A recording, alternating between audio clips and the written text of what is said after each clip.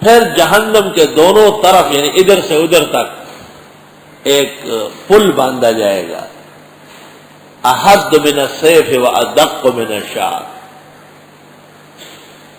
جو تلوار کے نوک سے زیادہ تیز ہوگا اور بال سے زیادہ باریک ہوگا، یعنی وہاں سے گزرنا مشکل ہوگا۔ جس کے لیے گزرنا مقصود ہو اللہ تعالیٰ آسان فرما دے گا۔ وَإِن مِّنكُمْ إِلَّا وَارِدُهَا كَانَ عَلَىٰ رَبِّكَ حَتْمًا مَّقْضِيًّا، جتنے بھی تم میں ہیں وہاں سے گزرے ہیں، اللہ نے طے کیا ہے۔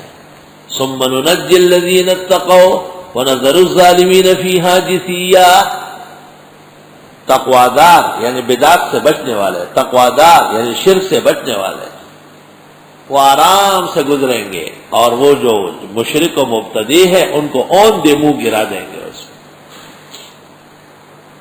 تو دنیا کے اندر صراط مستقیم سے مراد اہل سنت والجماعت کا مسلک ہے۔ گویا دعا ہے تعین مسلک کی اور دعا ہے تسدید مشرب کی۔ اہدنا الصراط المستقیم، یہ دعا ہے تعین مسلک کی اور تسدید مشرب۔ آدمی کا مذہب واضح ہونا چاہیے۔ بعض لوگ کہتے ہیں یہ سکے خواہ اختلافات بیانے ہر وقت لگ گیا ہے، فرید ہے ایسا درس دو کہ کسی کو پتہ ہی نہیں چلے کہ کون سا دین بیان ہو رہا۔ انا للہ و انا الیہ راجعون، پتہ ہی نہیں چلے کہ کون سا مذہب بیان ہو رہا۔ پاکستان کے حکمران جب روافظ کے ہاں جاتے ہیں تو امام باڑے میں شیعہ ہو جاتے ہیں، جب موحدین کے ہاں جاتے ہیں تو زبردست توحیدی ہوتے ہیں، اور جب بدعتیوں کو خوش کرتے ہیں تو داتا کی قبر پر پھولوں کی چادر ڈال دیتے ہیں۔ با مسلمان اللہ اللہ، با برحمن رام رام، یہ ان کا مذہب ہے۔ مسلک متعین کرنا، اس کی دعا کی گئی ہے اہدنا الصراط المستقیم۔ کسی ایسے علاقے میں مبتلا ہونا جس میں انسان عقیدہ ظاہر نہ کر سکے، اللہ تعالیٰ کی طرف سے پکڑ ہے، مواخذہ ہے۔ اللہ اکبر۔ اور اردو والے کہتے ہیں دو رنگی چھوڑ دے یک رنگ ہو جا، اور سراسر موم ہو یا سنگ ہو جا۔ آپ پختو کہ وہی یو پہ دکلی تو متشمو بل میں جانان پر ازاران لو مینا نو آغا دیر خلق دوستو کا اب کل پکار رات لو، اور یہ مطلب اشنا خویو سڑی لبستے ہو بھی مطلب کا ہزار وی رب دیشی علی حیدر و یوسفان شربانو او چه بور کپ سر کیسا پا کیسا گردی او دغا کور کپر ددار وی رب دیشی،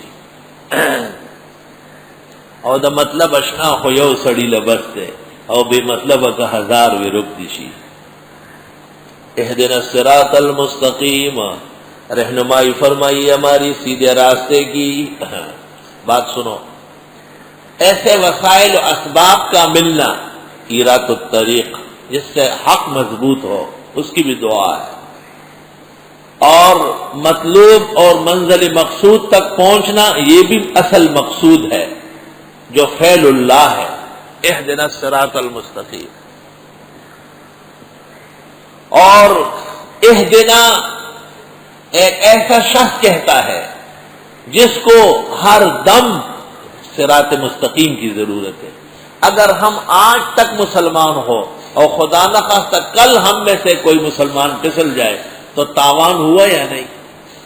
تو ہر گھڑی اور ہر دم اور ہر نماز میں جب خود نہیں پڑھ سکتے تو امام پڑھتا ہے اس کی طرف سے، اور سب مشترک ہے اس کے پڑھنے میں، کوئی فعلاً اور کوئی بالقوا، دونوں طرف پڑھ رہے ہیں، امام زبان سے اور مقتدی اتباع سے۔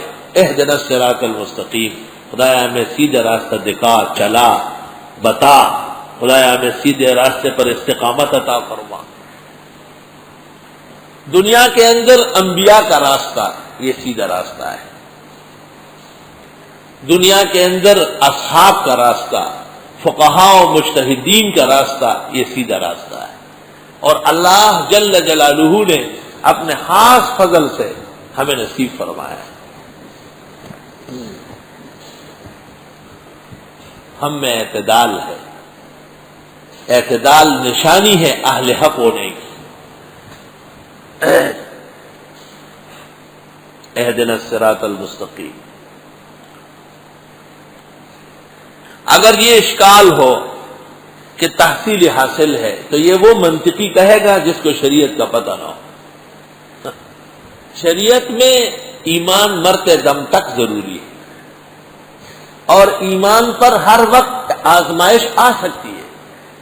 تو ہر لمحے اللہ تعالی سے توفیق کی ہدایت اور صراط مستقیم کی سہولت اور اس کی استقامت.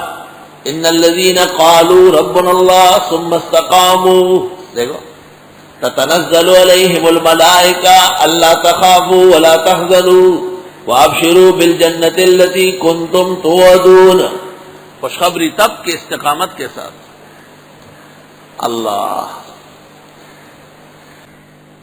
تفاسیر میں ہے کہ حضرت معاویہ رضی اللہ عنہ نے کوفہ کی مسجد میں نماز مغرب پڑھائی اور انہوں نے پڑھا بسم اللہ الرحمن الرحیم الحمدللہ رب العالمین. نماز کے بعد شور مچ گیا. لوگوں نے کہا یہ کون سی نماز ہے بھائی، بسم اللہ زور سے پڑھ رہے ہو؟ تو معاویہ نے کہا ٹھہرو، میں ایک وفد مدینہ منورہ بھیجتا ہوں. وہ لوگ دیکھ کے آئے، پوچھ کے آئے. وہ جب مدینہ منورہ چلا گیا واپس آیا تو معاویہ رضی اللہ عنہ کو خبر دی کہ مدینہ منورہ میں کسی کو بھی نہیں دیکھا جو بسم اللہ پہلے زور سے پڑھ رہا ہو. یعنی بسم اللہ جز فاتحہ نہیں، اگر جز فاتحہ ہو تو پھر جن نمازوں میں فاتحہ اونچا پڑھا جائے گا بسم اللہ بھی اونچا پڑھا جائے گا، جیسے شوافی پڑھ دیں. امام ترمذی رحمۃ اللہ علیہ کو لوگ شافعی کہتے ہیں، حالانکہ وہ اسحاقی ہے. انہوں نے عبداللہ ابن مغفل رضی اللہ عنہ کی روایت نقل کی ہے کہ انہوں نے اپنے بیٹے کو سنا کہ وہ نماز پڑھ رہا تھا بسم اللہ الرحمن الرحیم الحمدللہ اونچی آواز، فاتحہ کا جز سمجھ کر. نماز کے بعد باپ نے کہا یا بنیا ایاک والحدث فی الاسلام، اے بیٹے کبھی بھی اسلام میں بدعت نہ کرنا. میں نے صحابہ رسول کو دیکھا سب سے زیادہ ناپسندیدہ چیز اور سب سے بڑا بغض ان کو بدعت سے تھا. انی صلیت خلف رسول اللہ صلی اللہ علیہ وسلم و ابی بکر و عمر، میں نے حضرت صلی اللہ علیہ وسلم ابو بکر و عمر کی اقتداء میں نماز پڑھی اور عثمان کے پیچھے ایک کو بھی نہیں سنا جنہوں نے فاتحہ سے پہلے بسم اللہ پڑھا.